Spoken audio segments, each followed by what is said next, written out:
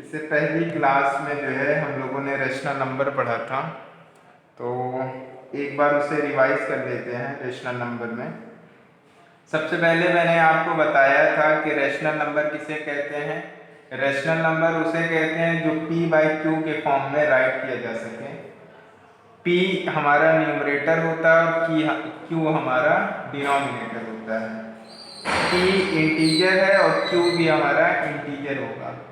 Integer में आपको पता है कि निगेटिव भी आता है, पॉजिटिव भी आता है और जीरो भी आता है। हमारा जो न्यूमरेटर है वो निगेटिव भी हो सकता है, पॉजिटिव भी हो सकता है, जीरो भी हो सकता है। लेकिन हमारा q जो है वो निगेटिव और पॉजिटिव हो सकता है लेकिन जीरो नहीं हो सकता, हमारा डिनोमिनेटर। तो रेशनल नंबर p/q के फॉर्म में राइट किया जा सकता है, या यूं कह दें कि ऐसे नंबर जो p/q के फॉर्म में राइट किए जाते हैं उन्हें हम रेशनल नंबर कहते हैं।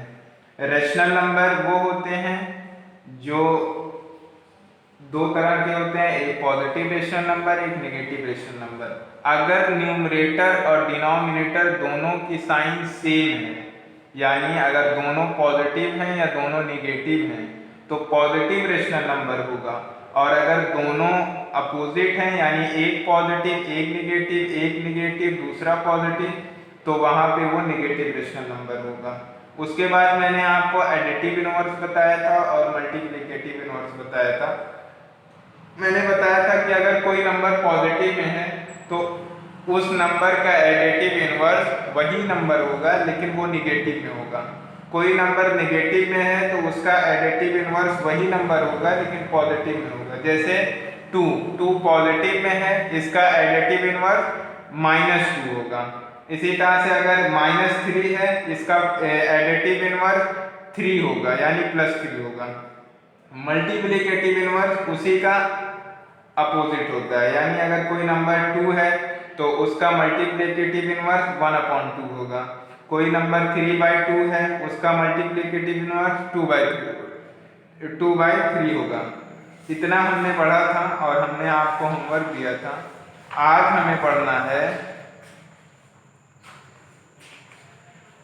Representation of rational number on a number line, यानी कि एक नंबर लाइन पर किस तरह से हम रेशनल नंबर को रिप्रेजेंट कर सकते हैं। उसके लिए मैं आपको आज समझाऊंगा कि किस तरह से रिप्रेजेंट करते हैं।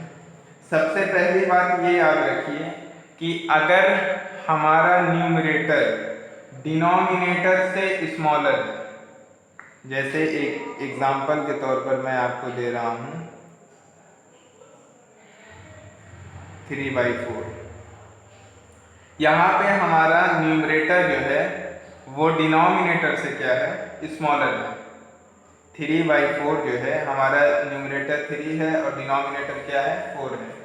जब न्यूमरेटर डिनोमिनेटर से स्मॉलर होगा उस कंडीशन में हम किस तरह से इसको नंबर लाइन पर रिप्रेजेंट करेंगे उसको अब हम समझने वाले हैं। सबसे पहले आप एक लाइन ड्रॉ करेंगे। मिड में हमारा 0 होगा, इधर हमारा +1 होगा और इधर हमारा -1 होगा। एक बात याद रखें कि अगर न्यूमरेटर डिनोमिनेटर से स्मॉलर है तो इधर 1 और इधर -1 आप राइट कर लेंगे, हो जाएगा। इसके आगे 2, इसके आगे 3, इसके आगे 4 ये लिखने की कोई ज़रूरत नहीं है। इसके आगे -2, इसके आगे -3, इसके आगे -4 राइट करने की कोई ज़रूरत नहीं है। सिर्फ ये आप +1 और -1 लिख दें, इतना काम हो जाएगा। अब 0 से 1 के बीच में कितने पार्ट्स करने हैं, 4 पार्ट। 1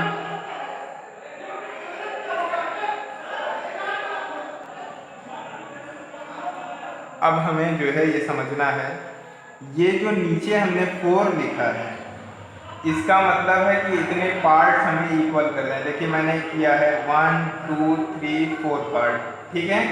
अब ये जो ऊपर लिखा हुआ है 3, इतने पार्ट हमें चूज करने होंगे। 1 2 3, हमारा 3/4 ये होगा। इसी तरह से अगर मान लीजिए कि हमें करना होता 7/8। फिर हम क्या करते हैं,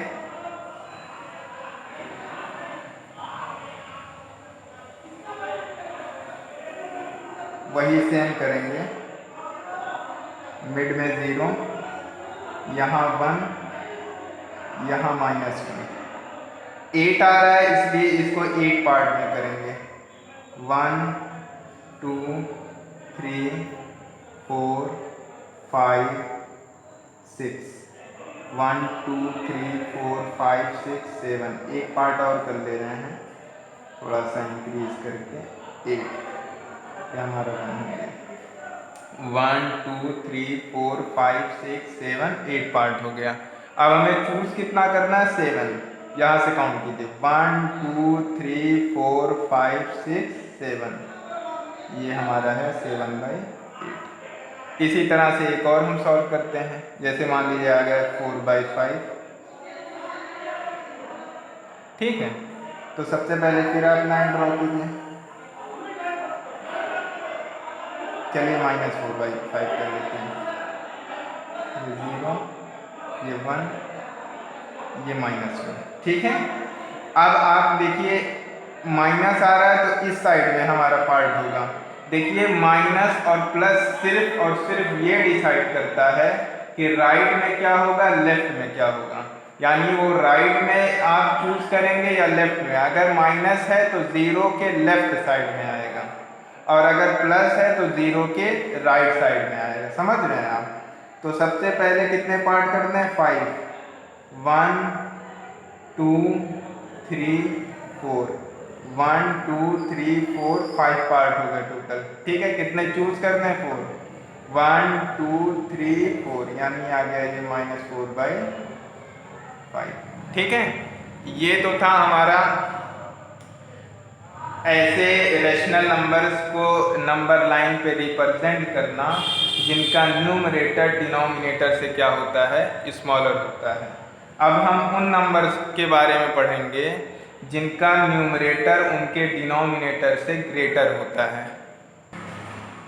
चलिए, इसमें सबसे पहला एग्जांपल मैं आपको दे रहा हूँ, 15/2। इसमें न्यूमरेटर हमारा डिनोमिनेटर से क्या है, ग्रेटर है। इस कंडीशन में क्या करेंगे, सबसे पहले इसको आप मिक्स फ्रैक्शन में कीजिए। मिक्स में कैसे करेंगे, 2 7 जा 14, 1 आया तो ये हो जाएगा हमारा 7 1/2। देखिए 2 7 जा 14, 14 1 15।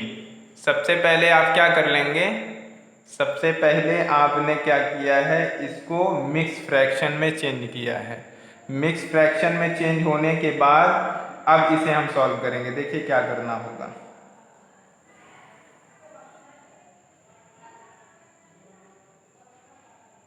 जीरो। देखिए 7 आ रहा है तो आपको 8 तक करना पड़ेगा, यानी 1 2 3 4 5 6 7 8।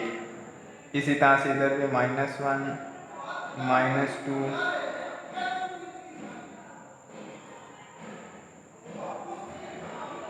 -5 -6 -7 और -6। देखिए पॉजिटिव है इसलिए इस साइड होगा। देखिए 7 पे आप पहुंच जाइए, 1 2 3 4 5 6 7 यहाँ पर। उसके बाद हाफ है यानी 2 पार्ट करना पड़ेगा। 7 और 8 के बीच में कितने पार्ट किए, 2 पार्ट। 1 पार्ट चूज करना है, इस पे आ गया, यानी ये हो गया 7 1/2। इसी तरह से दूसरा एग्जांपल मैं आपको दे रहा हूँ, 13/3 मान लीजिए है। इसको आप चेंज कीजिए, 3 4 जा 1 आया। ठीक है, इसको आपने चेंज किया तो ये आया 3 4 1, यानी 3 4 1/3। इसको भी करना है तो देखिए यहाँ 4 आ रहा है इसलिए 5 तक आपको जाना पड़ेगा। 1 2 3 4 और 5, -1 -2, -3, -4, -5। देखिए 4 आया है, 4 पे पहुंच जाइए, 1 2 3 4। अब देखिए आगे 1/3 है तो 4 और 5 के बीच में 3 पार्ट करना पड़ेगा। 1 2 3, कितना चूज करना है 1, तो ये 1 पे आप आ गए, यानी 4 1/3। तो ये आज की हमारी क्लास थी जिसमें हम लोगों ने ये सीखा कि किस तरह से नंबर लाइन पर हम रेशनल नंबर को रिप्रेजेंट कर सकते हैं। आगे की क्लास में अभी आपको होमवर्क दिया जाएगा, आगे की क्लास में हम लोग और कुछ नई चीज़ें सीखेंगे इंशाल्लाह।